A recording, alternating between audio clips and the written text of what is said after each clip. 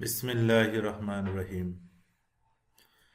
আমি জাহাঙ্গীর আলম, পল্লী উন্নয়ন academy, laboratory school and college, Bogura. একাদশ ও দ্বাদশ শ্রেণীর শিক্ষার্থীরা, আশা করি তোমরা ভালো আছো। আল্লাহর রহমতে আমিও ভালো আছি।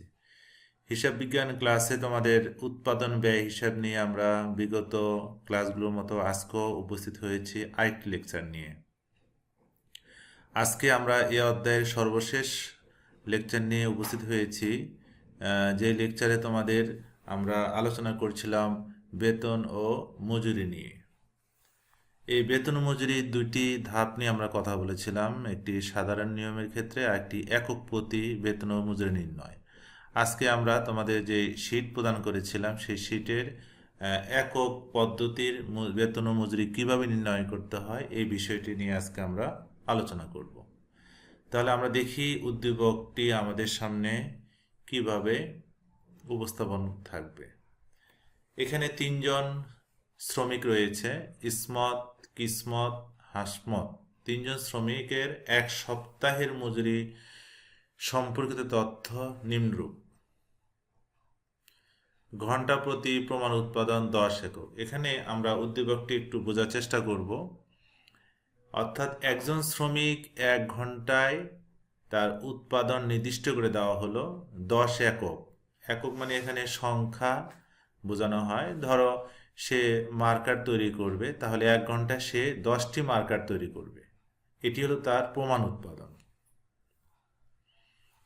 এই 1 ঘন্টা যদি সে কাজ করে তাহলে সে 1 ঘন্টার জন্য মজুরি পাবে 5 টাকা। এখন তার এই যে ঘন্টা প্রতি 10 একক তৈরি করতে হবে এবং 1 ঘন্টার জন্য সে মজুরি পাবে 5 টাকা। এইভাবে তার অনুমোদিত মজুরি, অর্থাৎ তার জন্য নির্ধারিত যে মজুরি রয়েছে সেটি হলো, যদি সে 10 এককের নিম্নে অর্থাৎ প্রমাণ উৎপাদনের নিম্নে, তার মানে 10 এককের কম যদি উৎপাদন করে তাহলে তাকে দেওয়া হবে 80%। তার মানে হলো আমরা যদি 5 টাকাকে ধরি 100%, তাহলে 80%, তার মানে কম পাবে সে। যদি 100%ই উৎপাদন করে অর্থাৎ 10 একক উৎপাদন করে তাহলে সে 5 টাকাই পাবে, অর্থাৎ 100%। এখন যদি বেশি করে বা ঊর্ধ্বে তাহলে সে পাবে 140%, তার মানে সে 5 টাকা পাবে না, 5 টাকা বেশি পাবে। তাহলে এই অনুমোদিত মজুরি বলতে আমরা তার যে প্রমাণ উৎপাদনের এই, দেওয়া হয়েছে নির্দিষ্ট সময়ের মধ্যে যতটুকু তাকে উৎপাদন করতে হবে, এর যদি সে কম করে তাহলে 80% পাবে। যদি সে তার যেই উৎপাদনের একক নির্ধারণ করা হয়েছে সেই নির্ধারিত এককই যদি সে উৎপাদন করতে পারে তাহলে 100%, অর্থাৎ 5 টাকা দেওয়া হবে। আর যদি সে বেশি করে তাকে পুরস্কৃত করা হবে, অর্থাৎ মজুরি বেশি দেওয়া হবে, 140%। এখন আমরা দেখলাম যে সপ্তাহে একজন শ্রমিক 48 ঘন্টা কাজ করবে, এটা হলো তার প্রমাণ শ্রম ঘন্টা। তাহলে আমরা দেখি এক সপ্তাহে তার প্রকৃত উৎপাদন কি ছিল। ইসমতের ছিল 400 একক, কিসমতের ছিল 530 একক, হাসমতের ছিল 480 একক। এই তিনজনের প্রকৃত বা অ্যাকচুয়াল উৎপাদন ক্ষমতা বা একক দেওয়া হলো। এখন আমাদের এই উদ্দীপকের আলোকে যে 3টি প্রশ্নের সমাধান করতে হবে আমরা এক এক করে দেখিনি। প্রথম প্রশ্ন, সাপ্তাহিক প্রমাণ উৎপাদন একক এবং একক প্রতি মজুরি ব্যয় নির্ণয় করতে হবে। তার মানে সপ্তাহে তার প্রমাণ উৎপাদন। তাহলে এখানে দেখো এক সপ্তাহে তারা কাজ করে 48 ঘন্টা, আর 1 ঘন্টায় সে তৈরি করে উৎপাদন করতে পারে 10 একক। তাহলে আমরা যদি 48 ঘন্টাকে 10 একক দিয়ে গুণন করি তাহলে আমরা এক সপ্তাহের প্রমাণ উৎপাদনের একক বের করতে পারবো। আরেকটি জিনিস বলা হয়েছে, একক প্রতি মজুরি ব্যয় নির্ণয় করো। একক প্রতি অর্থাৎ যেহেতু সে 1 ঘন্টায় তৈরি করে 10 একক, 10 এককের জন্য 1 ঘন্টায় নিয়মিত মজুরি হলো 5 টাকা। তাহলে আমরা 5 টাকাকে যদি 10 একক দিয়ে ভাগ করি তাহলে একক প্রতি মজুরি আমরা পেয়ে যাব।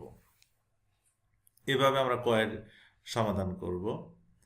খতে বলা হলো প্রমাণ উৎপাদনের নিচে সমান এবং অধিক উৎপাদনের জন্য মজুরি হার নির্ণয় করো।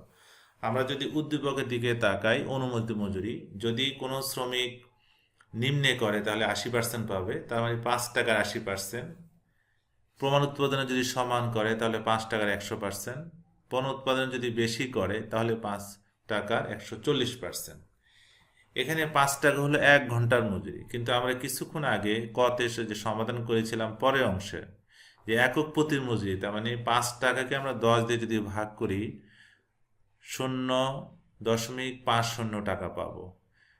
তাহলে আমরা প্রমাণ উৎপাদন নিচে যখন বের করতে যাব 0.5 এর 80% করব, যখন সমান করবে 0.5 এর 100%, আর যখন বেশি করবে তখন 0.50 এর 140%।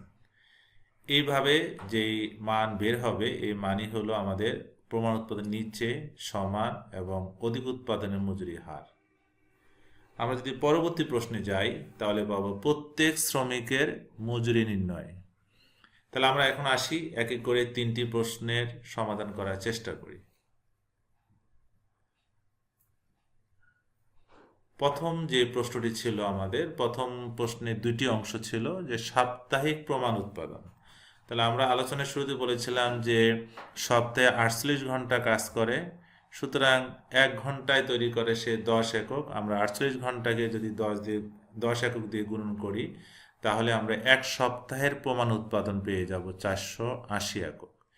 এখানে আরেকটি প্রশ্ন বলা হয়েছে যে একক প্রতি মজুরি। আমরা জানি 1 ঘন্টায়, অর্থাৎ 1 ঘন্টায় সে মজুরি পায় 5 টাকা, সুতরাং 5 টাকাকে 10 একক দিয়ে যদি আমরা ভাগ করি তাহলে একক প্রতি মজুরি পেয়ে যাব 0.50 টাকা। তাহলে আমার মনে হয় ক এর অ্যান্সার আমরা বুঝতে পেরেছি। এখন খ, অর্থাৎ যেখানে বলা হয়েছে তাকে প্রমাণ উৎপাদনের নিচে উৎপাদনের জন্য মজুরি হার কত হবে। যেহেতু আমরা একক প্রতি পেয়েছি 0.50 টাকা, আর তোমরা উদ্দীপকে দেখেছো যে 80%, তাহলে 0.50 টাকার 80%, তার মানে হলো 0.40 টাকা। এখন যদি কেউ সমান করে তাহলে আমরা বলেছি যে 0.50 এর 100%, তার মানে ওই টাকাই হবে 0.50 টাকা। কোনো শ্রমিক যদি প্রমাণ উৎপাদনে বেশি করে তাহলে তার মজুরি হার কি হবে? তার মানে 0.50 টাকার আমাদের উদ্দীপকে দেখেছি আমরা 140%, তার মানে হবে 0.70 টাকা। এইভাবে আমরা যখন কম করবে অথবা সমান করবে এবং অধিক করবে, এই ক্ষেত্রে আমরা এই ফর্মুলা অনুযায়ী শ্রমিকের একক প্রতি মজুরি আমরা নির্ণয় করব। এখন এই উৎপাদনের যে মজুরি হার আমরা বের করেছি এর আলোকে আমরা পরবর্তী প্রশ্নের যে অ্যান্সার সেটা আমরা এখন বের করব। সেখানে হলো মজুরি বিবরণী, অর্থাৎ 3জন শ্রমিক, দেখো ইসমত, কিসমত, হাসমত, এই 3জন শ্রমিকের প্রমাণ উৎপাদন একই রকম, অর্থাৎ প্রত্যেকে সপ্তাহে 480 একক, 480 একক এবং 480 একক উৎপাদন করবে। কিন্তু আমরা উদ্দীপকে দেখলাম যে প্রকৃত উৎপাদন কত তৈরি করেছে। ইসমত 400 একক, ইসমত 530 একক এবং হাসমত হলো 480 একক। তাহলে যদি আমরা দক্ষতা নির্ণয় করি, আমাদের প্রত্যেক শ্রমিকের সপ্তাহে উৎপাদন করতে হবে 480 একক, কিন্তু আমরা অ্যাকচুয়াল যে উৎপাদন দেখছি সেখানে হলো ইসমত কম করেছে, সুতরাং তার দক্ষতা নিম্নে। কিসমত বেশি করেছে, তাহলে আমরা বলবো তার দক্ষতা ঊর্ধ্বে, অর্থাৎ যা করতে হবে তার চেয়ে সে বেশি করেছে। হাসমতের ক্ষেত্রে আমরা দেখছি যে 480 একক উৎপাদন করতে হবে, সে প্রকৃতপক্ষে 480 এককে উৎপাদন করেছে, তাহলে তার দক্ষতা হলো সমান। এখন আমরা পরবর্তী ঘর যদি দেখি মজুরি হার, আমরা জানি যদি নিম্নে করে অর্থাৎ কম করে তাহলে তাকে আমরা দেব 0.40 টাকা, যদি বেশি করে আমরা সেটাও খতে বের করেছি 0.70 টাকা করে দেব, আর সমান করলে 100%, অর্থাৎ একক প্রতি যে মজুরি নির্ণয় করেছিলাম 0.50 দিয়ে। তাহলে এখন মোট মজুরি কত হবে? তাদের প্রকৃত যে উৎপাদনে একক তার সঙ্গে আমাদের মজুরি হার দিয়ে গুণ করতে হবে, অর্থাৎ 400 একককে 0.40 দিয়ে গুণ করলে 160 টাকা হবে, 530 একককে 0.70 দিয়ে গুণ করলে 371 টাকা হবে, এবং সর্বশেষে 480 একককে যদি আমরা 0.50 দিয়ে গুণন করি তাহলে 336 টাকা পাবো। এখন 3 জনের যদি মজুরি আমরা যোগ করি তাহলে মোট মজুরি হবে 867 টাকা। তাহলে আমরা এইভাবে একক প্রতি মজুরি হার এবং ঊর্ধ্বে নিম্নে সমান এবং প্রকৃত উৎপাদন প্রমাণ উৎপাদন দক্ষতার স্তর কিভাবে নির্ণয় করতে হয় এই অঙ্কটির মাধ্যমে আমরা জানতে পারলাম। এখানে এই মজুরি বিবরণীর মাধ্যমে আমরা একটি উল্লেখযোগ্য বিষয় সম্পর্কে অবগত হব। যদি ভবিষ্যতে আমরা এন্টারপ্রেনার হতে পারি, উদ্যোক্তা হতে পারি, তাহলে যে কোনো উৎপাদনের ক্ষেত্রে আমরা শ্রমিকদের যদি এই পদ্ধতি দিয়ে উৎপাদন কাজে ব্যবহার করি, তাহলে সেক্ষেত্রে হবে কি, আমাদের উৎপাদনের লক্ষ্যমাত্রা সঠিকভাবে অর্জিত হবে এবং শ্রমিক সন্তুষ্ট থাকবে, অর্থাৎ সে যেই পরিমাণ উৎপাদন করবে এবং মজুরি হার যে নির্ধারিত মূল্য রয়েছে সেভাবে সে মজুরি প্রাপ্যতা হবে।